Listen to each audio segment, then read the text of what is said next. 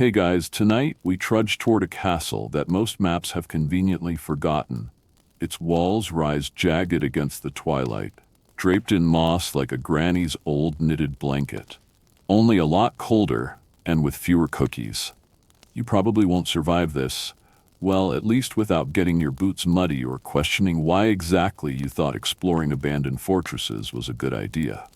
So, before you get comfortable, take a moment to like the video and subscribe, but only if you genuinely enjoy what I do here.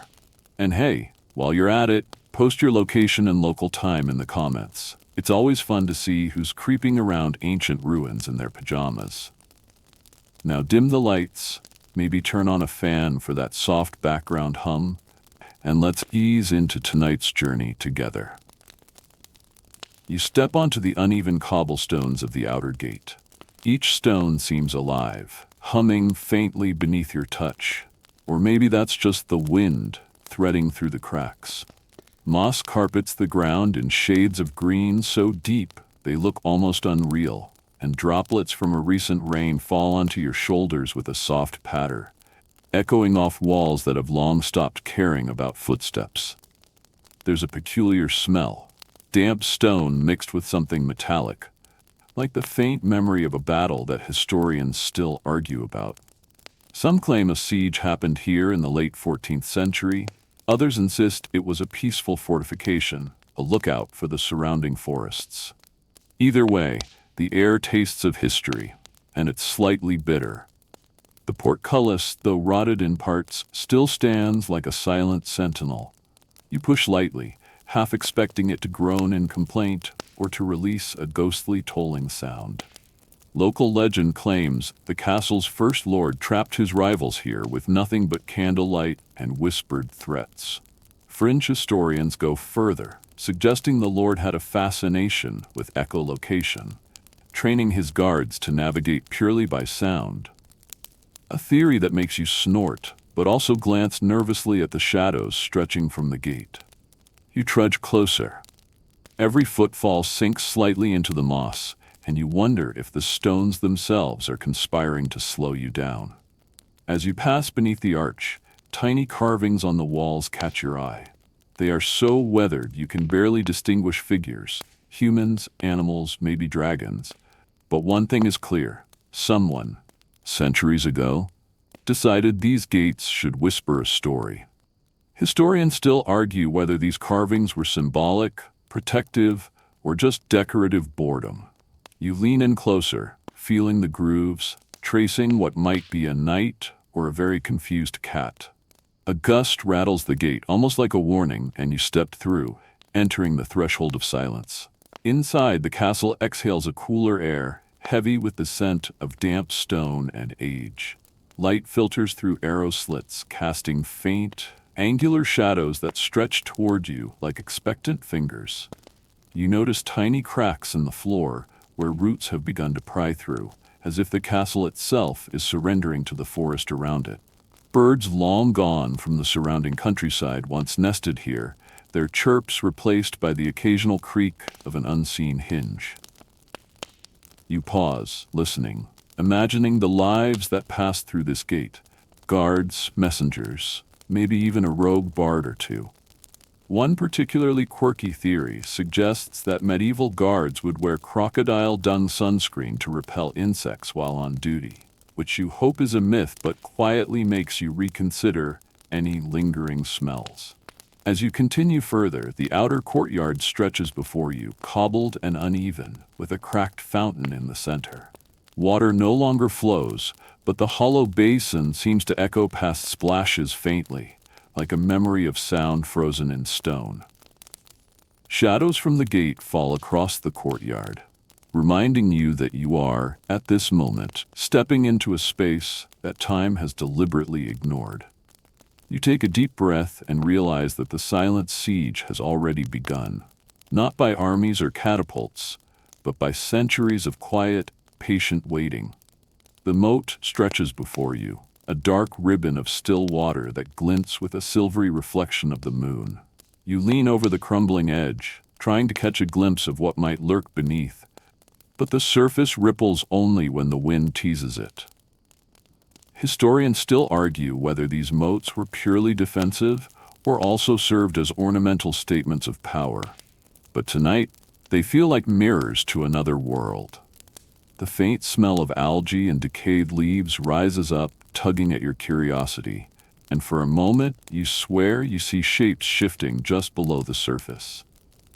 It could be nothing, but your imagination starts filling in the gaps with the kind of creatures no medieval manuscript would dare describe. You lower a hand toward the water, half expecting it to be warmer than it is, and immediately regret that choice. Coldness grips your fingers, sending a tiny shock up your arm, and you pull back. Yet the moat isn't entirely sinister. It has small gifts tucked among the reeds, half-buried stones, a rusted lantern, and the odd skeletal branch that sticks out like a crooked finger. Local folklore whispers of a fisherman who vanished here one night, supposedly dragged under by spirits of the castle's first siege. Fringe historians debate whether such stories were cautionary tales for children or clever ways to hide secret caches of treasure. You can't help smirking at the idea of ghostly tax collectors hauling him under for failing to pay levies. Moving along the water's edge, you notice faint footprints, too small to belong to humans, too deliberate to be random. You crouch and trace them in the mud, careful not to disturb their pattern. The air is heavy with the scent of wet earth and something faintly sweet, like crushed flowers, which seems oddly comforting, against the tension curling in your shoulders. Some say these marks are evidence of nocturnal creatures that were once considered spirits or familiars. Others suggest small animals making their own nightly rounds. Either way, you can't quite decide if you're being watched or if the forest itself is simply breathing around you. The drawbridge looms ahead, its chains groaning softly as if they remember the weight of armored boots long gone. You press a hand to the rough timber and feel the faint vibrations of wind through the aged ropes. Historians still argue whether the castle ever faced a true siege at this entrance, or whether it was mostly ornamental, a stage for power plays rather than combat. Fringe sources add a charmingly bizarre theory. The bridge may have once had hidden compartments used to smuggle rare spices, or even small animals, as part of eccentric medieval diets. You chuckle at the thought, imagining a squirrel wrapped in saffron being lowered to impress visiting nobles. Once across, the moat's stillness seems to follow you, like a quiet observer. You pause on the inner bank, noticing small patches of moss climbing the castle walls, turning stone into a soft green quilt. Tiny insects skitter across the surface, reflections catching in their wings. There's a low hum here, barely audible, which you swear isn't wind. Some scholars think these acoustic quirks are purely architectural accidents.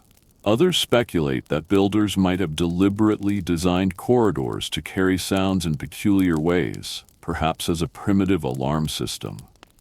You step back, letting the sensation sink in, and for a moment, the castle feels alive, holding its breath with you. With your feet firmly on solid ground again, you glance back at the moat, its glassy surface reflecting the stars above. One particularly quirky legend claims that on certain nights, the water briefly turns to a mirror that shows the future rather than the present. A trick of the moon and local lore, of course, but tonight, the idea sticks in your mind. You move toward the inner gate, senses heightened, aware that the moat was not just a barrier, but an introduction. Every ripple, every shadowed corner whispers that the castle's silent siege begins here, before you've even crossed the threshold of the main walls. You step into the armory, and the air shifts instantly, colder, heavier, tinged with the faint metallic scent of rusted iron. The walls are lined with racks of shields and swords, most curled and eaten by time, their edges jagged and unforgiving. One particularly curious shield bears a pattern so convoluted it looks like a medieval maze, the purpose of which historians still argue about. Was it purely decorative, a symbol of some forgotten family, or a subtle code for those who knew the castle's secrets. You reach out to touch it, fingertips tracing the grooves, imagining the hands that once swung it into battle. The room creaks and sighs around you, as if settling back into itself after centuries of neglect. You notice a rusted helmet perched askew on a stand, its visor slightly open, almost like it's silently observing your presence. A fringe theory suggests that some of these helmets were fitted with tiny bells to warn of incoming attacks, a medieval innovation lost to history because it would annoy everyone. As one scholar dryly put it, you suppress a laugh, imagining knights tiptoeing into battle with jingling heads. Armor suits line the corners, their metal plates warped and buckled. One seems to lean forward slightly, casting a shadow across the stone floor that dances in rhythm with your own movement. You pause, heart skipping, but quickly remind yourself it's nothing more than light and angle playing tricks.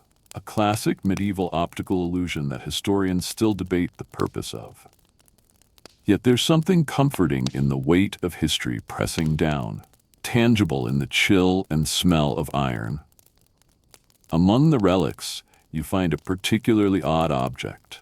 A tiny crossbow, barely large enough for a child, with intricate carvings of animals along the stock. You squint, questioning whether it was a ceremonial piece, a training tool, or merely an eccentric noble's hobby. Fringe scholars suggest it might have been used for hunting small birds in indoor gardens, a claim that makes you raise an eyebrow and quietly question medieval priorities. You pocket the thought, the curiosity lingering as your eyes drift toward a rusted longbow leaning against the wall. Its string is brittle, but you can almost hear the ghosts of arrows snapping into flight, whispering tales of skirmishes and quiet duels that may never have been recorded. The armory is silent, except for the faint creak of the floorboards under your weight. A gust rattles the shuttered windows, and for a moment you swear you hear whispers. Not voices exactly, but something like breath against stone. You remind yourself that castles are drafty, yet a fringe tale surfaces in your mind, that during some sieges, sentries would hide in armories to eavesdrop, sometimes leaving strange markings on walls to indicate enemy positions. Historians still argue whether such tactics were common or mere rumor, but you can't help glancing at the walls as if expecting to see them now. A rack of swords calls your attention. Each blade is unique, some curved, others straight, many nicked or corroded. You lift one carefully, feeling the cold metal against your palm, imagining it slicing through air centuries ago. One particularly ornate sword bears an inscription in a script that scholars have struggled to fully decode. Some suggest it's a religious motto, others argue it may have been a personal mantra of the knight who wielded it. You smirk, thinking about how even back then, people liked leaving reminders that they were dramatic. The armory feels like a repository of memory and mystery, a liminal space where time folds, letting you brush against echoes of battles long silenced, the clink of metal still resonating faintly in your imagination. As you finally step toward the door, the smell of iron and old wood lingers in your nostrils. Shadows shift across the floor, echoing the shapes of armor you just examined. You realize that this armory, with all its strange, rusted, and ornate objects, isn't just a collection of weapons. It's a diary written in metal. A chronicle of conflict, artistry, and oddities that survived centuries, waiting for someone curious enough to notice. And you, against all odds, are that someone. You step out into the courtyard, and the silence hits differently here. Broader, deeper, almost tangible. Stones underfoot are uneven and slick with moss, and the walls rise around you like gray cliffs, stitched with ivy and shadow. The air carries a faint scent of damp earth, and something faintly sweet, like crushed wildflowers, mingling with the metallic tang you're getting used to. The space is wide, almost exaggerated, as if designed to feel grand even when empty. Historians still argue whether medieval courtyards were mostly for practical daily life or if they were deliberately constructed to impress and intimidate visitors. Tonight, though, it feels like both.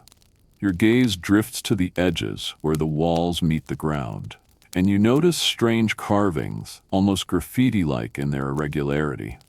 Some depict animals that don't exist, others figures that seem to dance in impossible positions. Fringe scholars suggest these were meant to ward off spirits, while others argue they were doodles by bored stone masons with an unusually dark sense of humor. You crouch, running a finger along one jagged line, and swear it feels slightly warmer than the surrounding stone, as if the castle itself remembers the touch of whoever etched it centuries ago. A dry fountain sits at the center, its basin cracked and empty. Once, water may have gushed here, a signal of prosperity and life, but now only shadows gather, pooling and dispersing with the wind. You imagine knights and pages, perhaps a rogue minstrel, laughing and squabbling around this very spot. One particularly quirky theory proposes that fountains were sometimes used as primitive message systems, leaves or small stones sent floating along the water to signal alarms or announcements. You grin, picturing a medieval text message drifting across mossy water. Birdsong is absent. Instead, the wind moves with purpose, brushing against the walls and rustling through ivy tendrils. It whispers faintly, carrying sound across the courtyard in unpredictable ways. Some historians think this was a natural consequence of open spaces, but fringe theories suggest that medieval builders may have intentionally exploited these acoustic quirks to carry announcements across distances, essentially creating a low-tech PA system. You pause, listening, half expecting a ghostly herald to answer back. The far corner of the courtyard holds a small, half-collapsed pavilion. Its roof is gone, leaving skeletal beams that creak as they sway with the wind. Faint carvings along the posts hint at ritual or ceremony, their meaning lost to time. Historians still argue whether such structures were primarily decorative or used for actual courtly gatherings, but tonight they feel like secret stages where shadowed events once unfolded. You wander closer, brushing away leaves, imagining the soft chatter of servants, nobles, and maybe a scheming advisor passing secrets in hushed tones. Sunlight, or what little survives through clouds, casts long, angular shadows that stretch like fingers across the courtyard. They reach for the carvings, highlighting some figures while swallowing others in darkness. You notice one shadow resembling a crouched animal, perhaps a fox, and you remember an odd medieval practice. Some noble families kept exotic creatures in courtyards for display or amusement, which historians still debate because records are scarce. You smile at the thought of a tiny hedgehog dressed as a knight, prancing around in miniature armor. As you move toward the exit that leads deeper into the castle, the courtyard seems to sigh behind you. Every stone, every carved image, every subtle sound feels alive, as if the space itself is observing your passage. The air thickens with a sense of expectation, a quiet promise that the castle's secrets are layered, not waiting to be uncovered one step at a time. Shadows cling to corners and edges, suggesting hidden alcoves or passages, and you realize the courtyard is not just a space between walls, it is a threshold to mysteries, teasing you with glimpses of the stories yet to be discovered. You enter the library, and the scent of aged parchment hits immediately.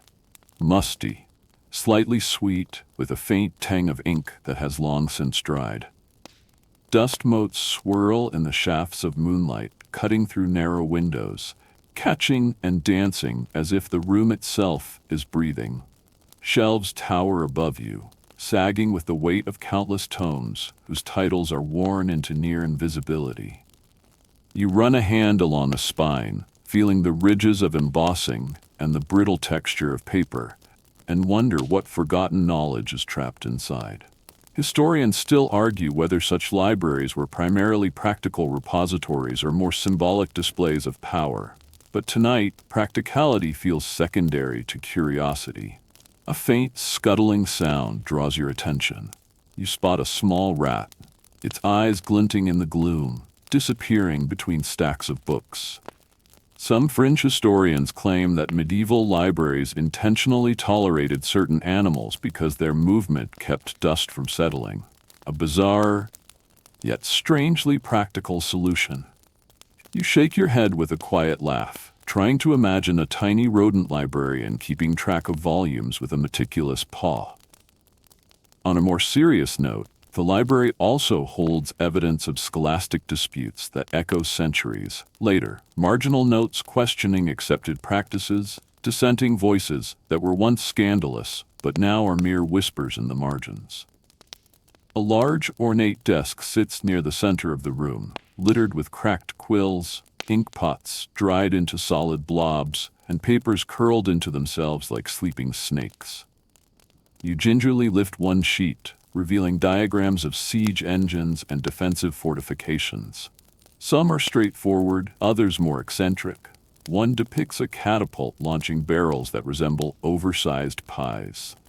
Historians still debate whether these playful drawings were actual tactical proposals or merely the doodles of bored scribes. But you can't help smiling at the audacity of medieval humor. Toward the back of the room, a massive leather-bound tome draws your attention. Its pages are yellowed, edges frayed, but the script inside is remarkably preserved. You flip through it carefully, discovering text that questions common assumptions about castle life. The duties of guards, the diet of soldiers, even the role of women in managing fortress logistics. Fringe scholars suggest some of these accounts could be coded instructions for espionage or secret networks. Mainstream historians still argue whether the author intended literal advice or allegorical musings. The more you read, the more the castle feels like a living archive, whispering hints and half-answers that are almost too elusive to grasp fully. You wander past the towering shelves, fingers brushing over spines labeled in Latin, Old French, and other tongues that feel impossibly distant. Each book seems to hum quietly, a vibration of centuries of thought trapped in ink and parchment. The windows rattle faintly as a gust sweeps through, carrying the scent of rain on stone, blending with the dry smell of paper. You notice odd markings on the floor near the hearth, symbols that hint at rituals or practices no longer remembered. Fringe interpretations suggest these were protective wards. Historians still debate their function, whether spiritual, magical, or purely decorative. Sitting at the desk, you lean back and inhale deeply. The library feels like a bridge across time, where echoes of past voices mingle with the quiet of your own breathing. Dust swirls around the edges of the room, catching the light like tiny stars suspended in a miniature universe. You realize that this room, more than any other space in the castle, preserves the personality of those who inhabited it, their quirks, their fears, their ambitions, and yes, even their jokes.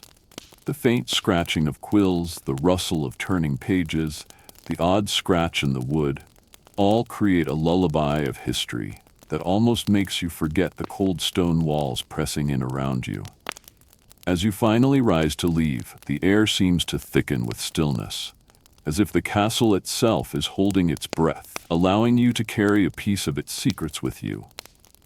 Every book, every carved symbol, every dust mote shimmering in the faint moonlight is a testament to lives and stories that once moved through this place, forgotten only by the world outside. You step away, knowing that the library has imprinted itself upon you, leaving an echo that will linger long after you have left. Now, as you pause in the fading light, the castle's presence softens around you.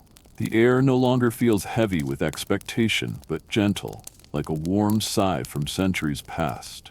Shadows melt into corners, walls exhale, and the wind hums softly through the arrow slits, carrying a lullaby of stone and moss.